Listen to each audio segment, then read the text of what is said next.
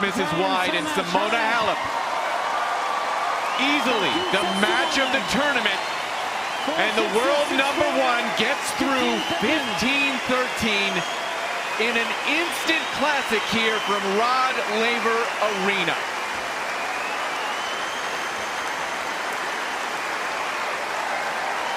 A muted celebration with exhausted legs. Simona Halep, what an effort from her, what nerves from Lauren Davis.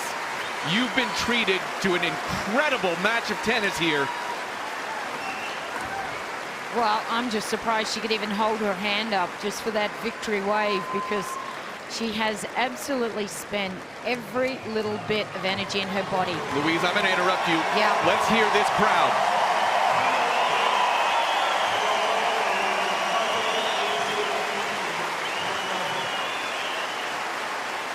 Lauren Davis deserves every moment of that. An incredible effort here to extend this match time after time after time. But eventually,